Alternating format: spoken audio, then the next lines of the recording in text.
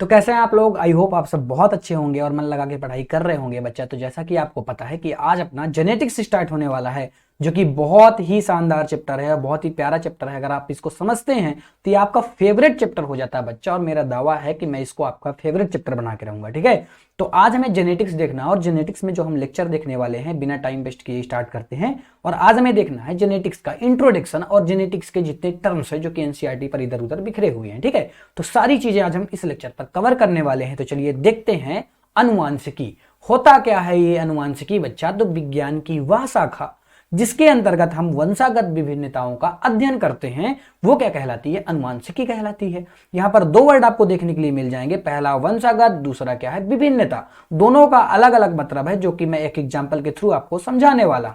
देखिए, जब आपके घर में कोई बेबी वगैरह बच्चा वगैरह हुआ होगा तो आपने देखा होगा उस दौरान बुजुर्गों के मुंह से वाली बात सुने होंगे कि ये जो बच्चा है इसका जो मुंह है इसके पिताजी की तरह है, इसकी जो आंख है वो इसकी मां को गई है, इसकी जो नाक है वो दादा को गया है।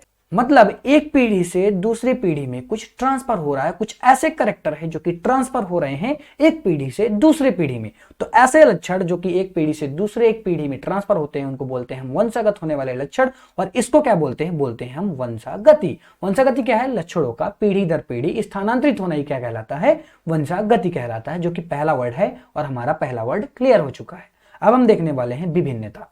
जब उसी बच्चे की अगर मैं बात करूं तो कुछ ऐसी चीजें आप उस बच्चे में पा जाएंगे जो कि किस परिवार में किसी से नहीं मिलती। उस पर एक भिन्न है, मतलब अंतर है कि हाँ, इस पर इसके पिताजी के पैर भी नहीं है, इसके माताजी के पास भी नहीं है, ना बहन दादा किसी के पास परिवार के पास नहीं है, लेकिन उसके पास आ गई। सपोज दैट परिवार में सब गोरे हैं लेकिन बच्चा बेचारा काला हुआ।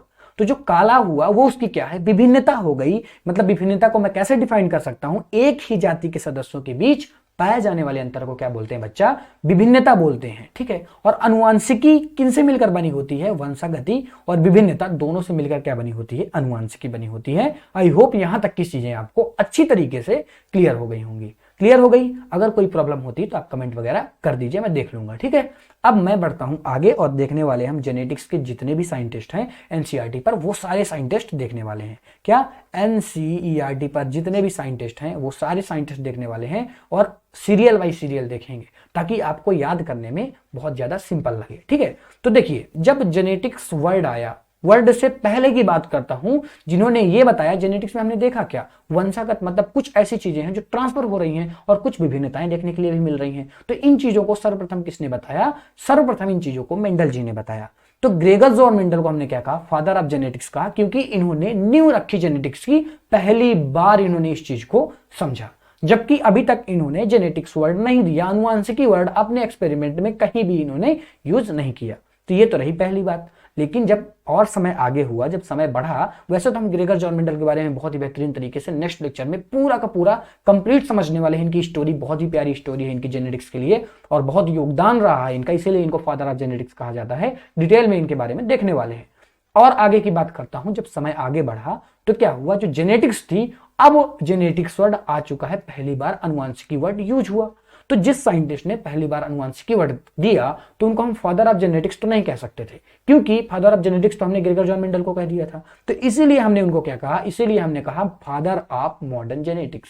मतलब मॉडर्न जेनेटिक्स क्या थे? ये पिता थे, जो कि डब्ल्यू बेटसन जी थे। कौन से बच्चा? डब्ल्यू बेटसन जी थे। चीजें क्लियर हुई? अब देखिए आगे क्या हुआ। अब तो अनुवांशिकी वर्ड वगैरह आ गए, लेकिन अब एक्सपेरिमेंट बचा है। अभी एक्सपेरिमेंट ज्यादा नहीं हुए। तो क्या हुए? एक साइंटिस्ट मॉर्गन आए जिन्होंने ड्रोसोफिला पर बहुत बड़ा एक्सपेरिमेंट किया और कई तरीके के एक्सपेरिमेंट उन्होंने किए। इसीलिए उनको हमने क्या कहा? फादर ऑफ एक्सपेरिमेंटल जेनेटिक्स, जो कि थे मॉर्गन। और मॉर्गन के बारे में भी हम जेनेटिक जब पढ़ेंगे तो आगे विस्तारित रूप में मॉर्गन के बारे में पढ़ने वाले हैं। ठीक है, तो अभी हम क्या देख रहे हैं? अभी हम साइंटिस्ट के नाम देख रहे हैं। तीनों साइंटिस्ट के नाम आपको समझ में आ गए होंगे और तीनों में कोई कंफ्यूजन नहीं होगा। चौथा साइंटिस्ट हमारे जो आते हैं वो थे अग्रेगर्ड, जिन्होंने पहली बार ह्यूमंस पर क्या किया था? ह्यूमंस पर यह देखा था कि कौन से ऐसे रोग हैं जो एक पीढ़ी से दूसरी पीढ़ी आ रहे हैं, उनके बारे में इन्होंने अध्ययन किया। इसीलिए हम इनको क्या कह दिए? फादर ऑफ ह्यूमन जेनेटिक्स या बायोकेमिकल जेनेटिक्स। ये जितने भी साइंटिस्ट हैं बच्चा बहुत ज्यादा इंपॉर्टेंट है, क्योंकि नीट ने कोई ऐसा साइंटिस्ट नहीं है जिनके ऊपर अपना क्वेश्चन नहीं बनाया, और कोई ऐसा साइंटिस्ट नहीं है जिनके ऊपर अपना क्वेश्चन 3 से 4 बार नहीं बनाया। मतलब हर बार साइंटिस्ट से क्वेश्चन पूछ लिए जाते हैं, काफी बार पूछ लिए जाते हैं, जरूरी नहीं कि अगले साल ये आए, लेकिन आ सकता है क्योंकि क्वेश्चन आ गए हैं इससे। ठीक है, तो इन चीजों को आपको बिल्कुल से दिमाग में रखना है। तो वैसे कंफ्यूजन तो नहीं होना चाहिए, साइंटिस्ट में क्या कंफ्यूजन। ठीक है, तो अब हम देखने वाले हैं जेनेटिक्स के टर्म्स, जिनमें से पहला टर्म्स आता है कारक, जिसको हमने कहा वंशागति की इकाई। आखिर हमने इसको वंशागति की इकाई क्यों कहा, यूनिट क्यों कहा? तो बच्चा हुआ क्या, जब हमने वंशागति में देखा था कि पहली पीढ़ी से, एक पीढ़ी से दूसरी पीढ़ी में कुछ लक्षण ट्रांसफर हो रहे हैं, तो वो किस फॉर्म में ट्रांसफर हो रहे हैं, आखिर क्या ऐसी चीज है जो कि पहली पीढ़ी से दूसरी पीढ़ी में ट्रांसफर हो रही है और अपने लक्षण को व्यक्त कर रही है। यहां पर लिखा जो किसी लक्षण को व्यक्त करता है, ये लक्ष्य नहीं है, यहां पर लक्षण है, लक्षण को व्यक्त करता है या उसकी वंशागति के को दर्शाता है, वो क्या कहलाता है, फैक्टर कहलाता है, कारक कहलाता है। तो यहां पर पहले कारक वर्ड नहीं आया बच्चा, जब मेंडल ने इस बात को बताया कि एक पीढ़ी से दूसरी पीढ़ी कुछ जा रहा है, तो साइंटिस्टों ने उनसे पूछा भैया एक पीढ़ी से दूसरी पीढ़ी क्या जा रहा है? तो उस दौरान उनको जितना भी नॉलेज था, उन्होंने कहा कुछ एलिमेंट है जो एक पीढ़ी से दूसरी पीढ़ी जा रहा है और अपने कैरेक्टर को व्यक्त कर रहा है, अपने लक्षण को व्यक्त कर रहा है। सपोज दैट जो बच्चा है वो गोरा हुआ, माता पिता भी गोरे थे, मतलब कुछ तो माता पिता से आया जो कि बच्चे को गोरा किया, माता पिता की तरह बनाया। तो क्या आया? तो मेंडल को ज्यादा जानकारी इसके बारे में नहीं थी, तो मेंडल ने इस चीज को एलिमेंट कह दिया। तो पहले इसको क्या कहा जाता था? पहले तो इसको एलिमेंट कहा जाता था। ठीक, लेकिन जब आगे रिसर्च वगैरह हुई तो एग्जैक्ट चीजें पता चली, जो कि बताया जोहानसन ने पहली बार बताया कि जो ट्रांसफर होता है वो जीन है। जीन एक पीढ़ी से दूसरी पीढ़ी में क्या होते हैं, ट्रांसफर होते हैं और अपने लक्षण को क्या करते हैं, व्यक्त करते हैं। ठीक है, लक्षण को क्या करते हैं बच्चा, व्यक्त करते हैं। वो कौन थी जो कि एक पीढ़ी से दूसरी पीढ़ी में ट्रांसफर हो रही थी और अपने लक्षण को व्यक्त कर रही थी? अब हमें पता चल चुका है वो क्या था, जीन थे। क्या थे बच्चा? जीन थे, जो कि डीएनए पर पाए जाते हैं। किस पर पाए जाते हैं बच्चा? डीएनए पर पाए जाते हैं जीन। ठीक, अब एक नया वर्ड आया कि जीन, तो थोड़ी सी जीन के बारे में हम देख लेते हैं। जो जीन होता है बच्चा, उसके दो रूप होते हैं। पहला रूप होता है प्रभावी, दूसरा रूप होता है अप्रभावी। अभी तक हमें इतना ही पता था। ठीक है, लेकिन इसके बाद क्या हुआ, जीन को क्या हुआ, जीन को हमें दर्शाने के लिए कुछ चिन्हों की जरूरत पड़ी। आखिर ये चिन्हों की जरूरत क्यों पड़ी बच्चा? तो जब मॉर्गन एक्सपेरिमेंट कर रहे थे, उस दौरान इनको दर्शाने के लिए चिन्हों की जरूरत पड़ रही थी। तो उन्होंने क्या किया, जो प्रभावी वाले थे उनको बड़े अक्षरों से, उनको किस अक्षर से बच्चा, उनको बड़े अक्षरों से, जबकि अप्रभावी वाले को छोटे अक्षरों से दर्शाना चालू कर दिया। मतलब हम ये चीज कह सकते हैं कि जो जीन को दर्शाने के लिए चिन्ह दिया था, वो किसने दिया था, वो मॉर्गन ने दिया था। और मॉर्गन ने कब दिया था? जब वो एक्सपेरिमेंट कर रहे थे ड्रोसोफिला पर। ठीक, चीजें क्लियर हुई। अब देखिए कैसे बड़े अक्षर से दर्शाएंगे। सपोज दैट मुझे प्रभावी रोग लिखना है, तो मैंने इसको क्या किया, मैंने ऐसे लिख दिया। ये क्या हुआ, प्रभावी हुआ, क्योंकि ये दोनों बड़े अक्षर से हैं। ठीक है, अब मैंने सपोज दैट टी और टी लिखा, तो ये क्या हुआ, ये भी अप्रभावी हो गया, क्योंकि ये है छोटे अक्षर। ठीक है, तो अब आप ये समझ गए कि छोटे और बड़े अक्षर का क्या मतलब है और प्रभावी और अप्रभावी को कैसे दर्शाते हैं। चीजें क्लियर हुई। अब नेक्स्ट जो टर्म्स आती है वो है युग्म विकल्पी को हम इंग्लिश में बोलते हैं एलील। देखिए, हिंदी से पढ़ने की जो सबसे अच्छी बात है ना, वो ये है बच्चा कि इसके नाम से ही हमें चीजें क्लियर हो जाती हैं। जबकि हम हिंदी से, मतलब इंग्लिश वाले से हम क्लियर नहीं कर सकते हैं, लेकिन हिंदी से हम सारी चीजें क्लियर कर सकते हैं। यहां पर लिखा युग्म विकल्पी, मतलब युग्मों का विकल्प।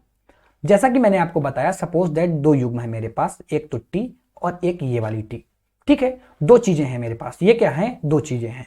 अब इनका युग्म से, मतलब युग्मन करना है, इनको जोड़ना है, तो कितनी तरीकों से आप जोड़ सकते हैं। एक तो आप लिख सकते हैं टी या टी, पहला नंबर हो गया।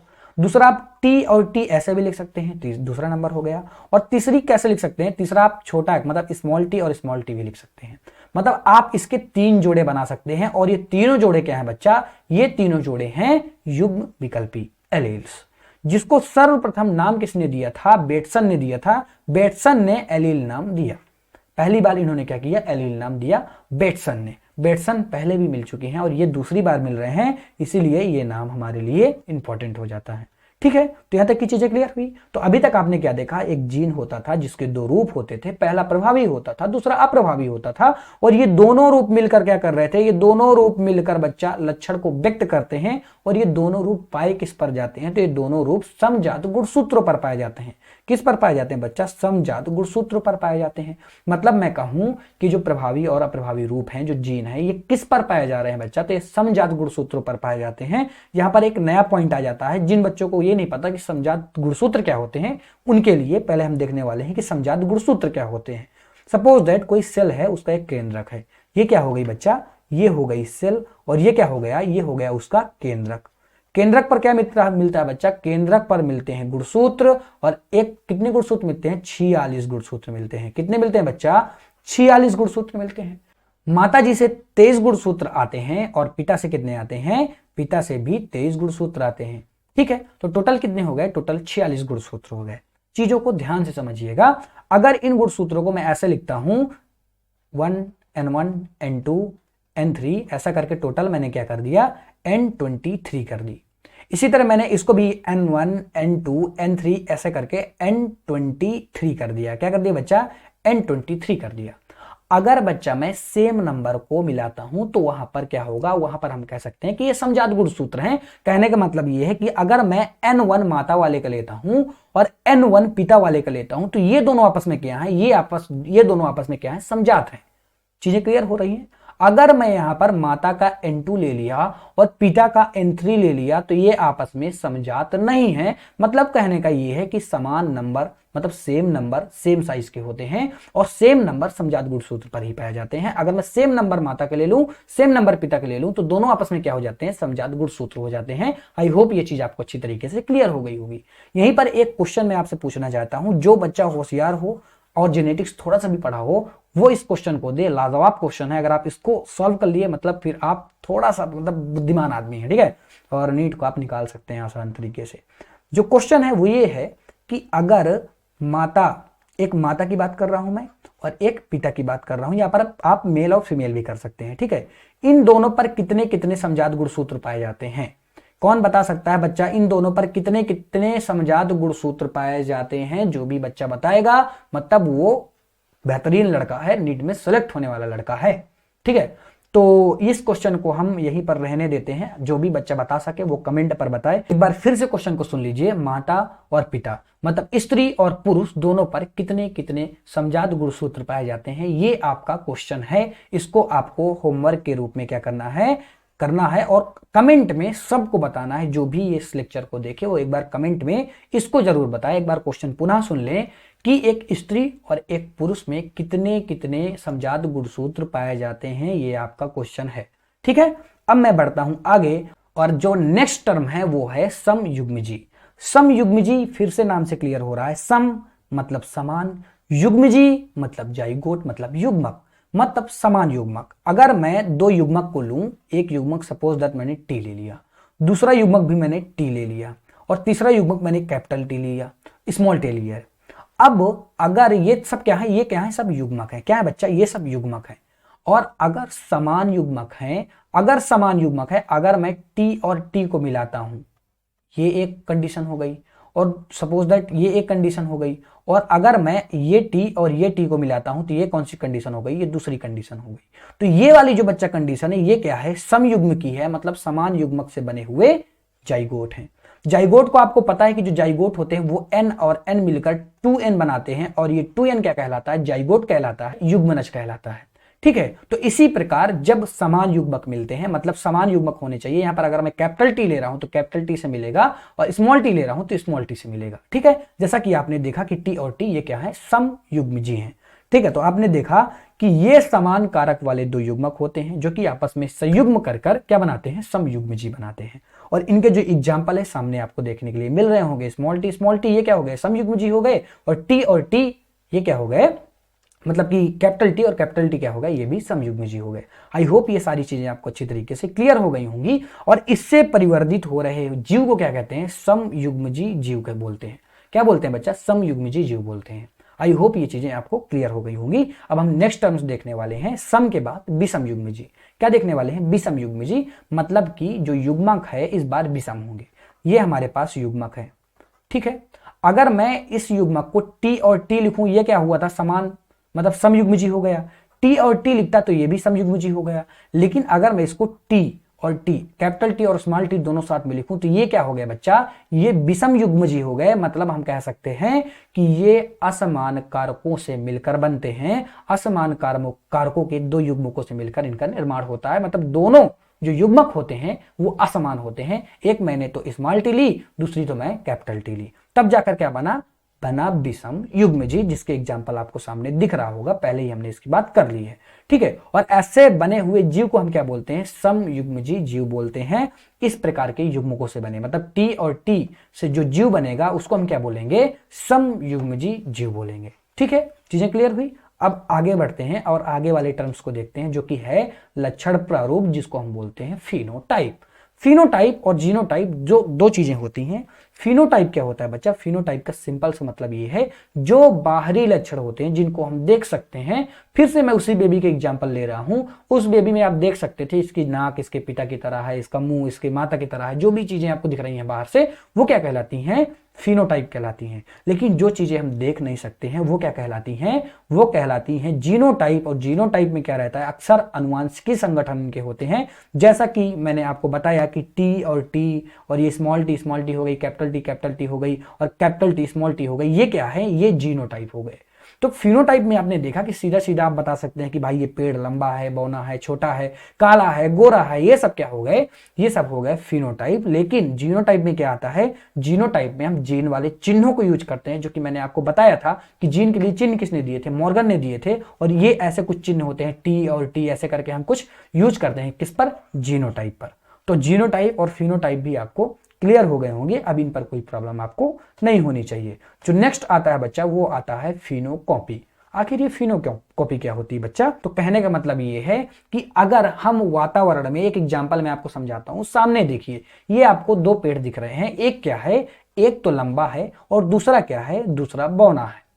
दोनों चीजें समझ में आई, एक तो लंबा है दूसरा तो बौना है, जिसका जीनोटाइप कैपिटल टी है और इसका स्मॉल टी है। ये क्या है, दोनों का जीनोटाइप है। दोनों का जीनोटाइप आपको क्या देखने के लिए मिल रहा है, अलग देखने के लिए मिल रहा है। क्या देखने के लिए मिल रहा है बच्चा, अलग देखने के लिए मिल रहा है। और इनका फिनोटाइप भी क्या देखने के लिए मिल रहा है, फिनोटाइप भी इनका अलग देखने के लिए मिल रहा है। फिनोटाइप क्या है, बाहरी लक्षण। आप बता सकते हैं कि ये पेड़ लंबा है और ये पेड़ छोटा है, तो ये फिनोटाइप हो गया। लेकिन अगर कुछ वातावरणीय परिस्थितियों के कारण ऐसा हो गया कि दोनों पेड़ अब लंबे दिखने लगे, लेकिन दोनों का जो जीनोटाइप है ना बच्चा, अभी भी दोनों का जीनोटाइप सेम है। ये दोनों कैपिटल टी हैं, जबकि ये दोनों स्मॉल टी हैं। लेकिन यहां पर जीनोटाइप तो अभी नहीं बदला, जीनोटाइप में कोई परिवर्तन नहीं आया, लेकिन फिनोटाइप तो सेम हो गए। मतलब कि भिन्न भिन्न जीनोटाइप हैं लेकिन सेम फिनोटाइप है। यही कहने का मतलब था कि अगर हमारे पास कोई जीनोटाइप थे, दो जीनोटाइप थे, सपोज दैट पहला नंबर था टी और दूसरा था स्मॉल टी।